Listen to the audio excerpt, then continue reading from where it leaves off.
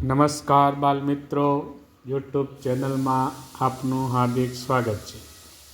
આજે આપણે ભાગ નંબર 114માં સંખ્યા અને નંગ તેના વિશે માહિતી મેળવશો અને તેના વ્યવહારિક કોયડાઓનો ઉકેલ આપણે મેળવશું। તો ચાલો આપણે શરૂ કરીએ। સૌપ્રથમ આપણે જોઈએ તો સંખ્યાના અમુક સમૂહને આપણે બીજા નામથી ઓળખીએ છીએ, જેમ કે જોડ, ડઝન, ગ્રોસ અને કોડી। આપણે આ મહાવરાની અંદર આ 4 વસ્તુની સમજણ સૌપ્રથમ આપણે મેળવશું। તો સૌથી પહેલાં કોઈ પણ 2 વસ્તુનો સમૂહ હોય એને આપણે એક જોડ તરીકે ઓળખીએ છીએ। એક જોડનો મતલબ થાય 2 નંગ, બરાબર। બીજો, કોઈ પણ વસ્તુ જે છે તેના 12 વસ્તુના સમૂહને 1 ડઝન વડે દર્શાવવામાં આવે છે, જેમ કે 1 ડઝન બરાબર 12 નંગ। આપણે કેળા લઈએ તો તે ડઝન ઉપર હોય, તેવી જ રીતે અમુક વસ્તુ એ ડઝનના સ્વરૂપે વેચાતી હોય તો આપણને ડઝન બરાબર 12 નંગ થાય। તેવી જ રીતે 12 ડઝનના સમૂહને ગ્રોસ વડે દર્શાવાય છે। સમજો કે 1 ગ્રોસ એટલે કેટલા, તો કે 12 ડઝન। હવે 12 ડઝન બરાબર કેટલા નંગ, તો કે 144 નંગ। તો અમુક વસ્તુનો સમૂહ જે છે તેને એક ગ્રોસ તરીકે એની ખરીદી થાય છે અને તે વડે દર્શાવવામાં આવે છે। ત્યાર પછીની વસ્તુ છે કોઈ પણ 20 વસ્તુના સમૂહને 1 કોડી વડે દર્શાવવામાં આવે છે। સમજો કે પતંગની આપણે ખરીદી કરીએ તો 1 કોડી પતંગ આપણે લઈએ તો 1 કોડી બરાબર કેટલા નંગ થાય, તો કે 20 નંગ। તો પતંગની ખરીદી જે છે તે કોડી ઉપર થાય છે। તેવી રીતે ઘણી બધી વસ્તુઓ છે કે જેની ખરીદી એ કોડી ઉપર થાય છે। ત્યારબાદ 50 કાગળના સમૂહને 1 રીમ વડે દર્શાવાય છે। આપણે કાગળ જ્યારે ખરીદવાના હોય તો તેનો જથ્થો જે છે તે રીમ વડે દર્શાવાય છે। તો 1 રીમ બરાબર તો કે 500 કાગળ થાય, એટલે કે આ પ્રમાણે એની ખરીદી થાય। તો આ 5 બાબતોને ધ્યાનમાં રાખીને આપણે વ્યવહારિક દાખલાનો સોલ્યુશન મેળવશું। તો ચાલો આપણે શરૂ કરીએ। તો પહેલો દાખલો છે, એક પટ્ટીની લંબાઈ 1 મીટર છે, બીજી પટ્ટીની લંબાઈ 45 સેન્ટીમીટર છે, તો બંને પટ્ટીને જોડતા કુલ લંબાઈ કેટલી થાય?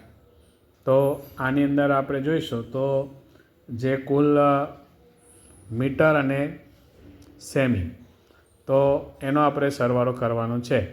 તો અહીંયા આપણે લંબાઈ મીટરમાં છે અને પહોળાઈ સેન્ટીમીટરમાં છે। તો હવે અહીંયા આપણો જવાબ શેમાં છે, તો કે સેમીમાં પણ છે ને મીટરમાં પણ છે। તો હવે આપણે જવાબ જે શોધવાનો છે તો કેવી રીતે શોધીશું? કાં તો મીટરના સેન્ટીમીટર બનાવીએ, કાં તો સેન્ટીમીટરના મીટર બનાવવા પડે।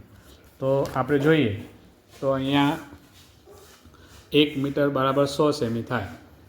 હવે 100 સેન્ટીમીટર પટ્ટીની લંબાઈ છે અને પહોળાઈ છે, બીજી પટ્ટીની લંબાઈ છે 45 સેન્ટીમીટર, એટલે કે એની લંબાઈ 45।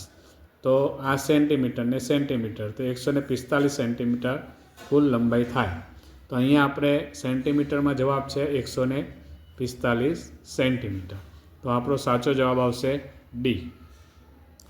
ત્યારબાદ દાખલો નંબર 2, નીચેનામાંથી કયું સાચું છે?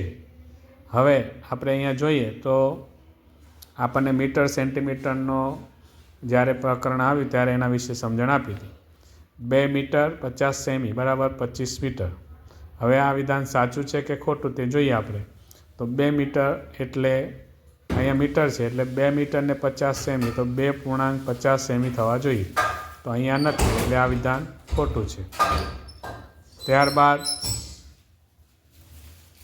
2 મીટર અને 50 સેમી તો બરાબર 250 સેન્ટીમીટર થાય। અહીંયા 205 છે, તો આ પણ વિધાન ખોટું છે।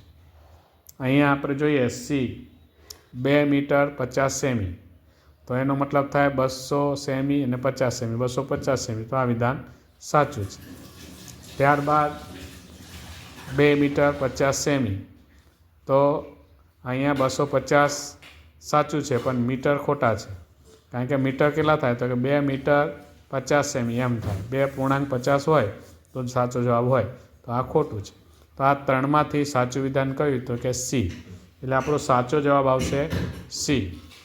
ત્યારબાદ દાખલો નંબર 3, ભાવનગરથી અમદાવાદનું અંતર કયા એકમમાં દર્શાવાય છે? તો આગળ પણ આપણે એના નાના એવા દાખલા ગણ્યા હતા કે અમુક વસ્તુ એવી હોય કે જે નાની વસ્તુ એને મીમી, એના કરતાં મોટી હોય તો સેમી, સેમી કરતાં વધારે હોય તો મીટર, મીટર કરતાં વધારે હોય તો કિલોમીટરમાં દર્શાવાય છે.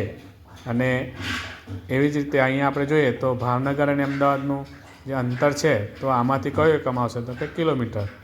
કોઈપણ એક શહેરથી બીજા શહેરનું અંતર માપવા માટે કિલોમીટર એકમ વપરાય છે, એટલે આપણો સી જવાબ સાચો આવશે. ત્યારબાદ દાખલો નંબર 4, 3 મીટર 7 સેમી બરાબર શું થાય? તો હમણાં આપણે દાખલો જોયો તેમ 3 મીટર એટલે 300 સેમી અને 7 સેમી એટલે 307 સેમી થાય. તો આ ઓપ્શન અહીંયા આપેલા છે, તો એમાંથી જોઈએ તો 3.7 સેમી એટલે અહીંયા 70, 3 મીટરને 70 સેમી થાય, એટલે એનો અર્થ એ થાય તો આ આવે નહીં. 3.7 મીટર, તો આનો મતલબ 3 મીટર અને 70 સેમી, 3.70 સેમી એટલે એ પણ આપણો આવે નહીં. ત્યારબાદ 37 સેન્ટીમીટર, તે પણ આપણો જવાબ આવશે નહીં, કારણ કે 0.37 મીટર થાય. તો હવે એક ઓપ્શન વધ્યું છે 0.7 મીટર, તો આ સાચું છે. કેમ તો કે 3 મીટર એટલે 3 મીટર અને 7 સેમી એટલે 100/7 ભાગ, તો 7 100 થયા. તો ડી ઓપ્શન આપણું એ સાચો જવાબ છે. ત્યારબાદ દાખલો નંબર 5, 4 કિલોમીટર 70 મીટર બરાબર શું થાય?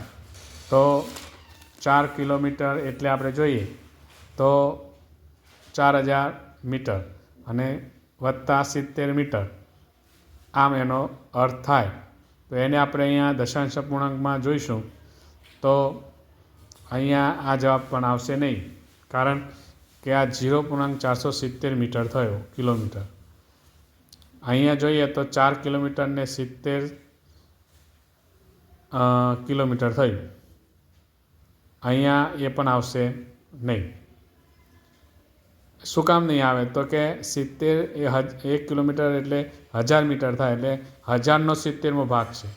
અહીંયા જોઈએ તો 4007 મીટર છે, તો આ પણ એટલા માટે નહીં આવે કારણ કે પાછળ એકમમાં અલગ છે અને અહીંયા પૂર્ણાંક આવે તો પણ અહીંયા કિલોમીટર આવવું જોઈએ, એ પણ સાચું નથી. ડી ઓપ્શન જે છે આપણું તો એ સાચું છે. કેમ તો 4 કિલોમીટર થાય અને 70 એટલે કે 1000નો 70મો ભાગ એટલે 70 4.070 સહસ્ત્રાંશ થયા. તો આ ડી ઓપ્શન એ સાચું જવાબ છે. તો બાલ મિત્રો, આજે આપણે ભાગ નંબર 114માં 1 થી 5 દાખલાનું સોલ્યુશન મેળવ્યું. હવે પછી ભાગ નંબર 115માં આગળના દાખલાનું સોલ્યુશન મેળવશો. નમસ્કાર.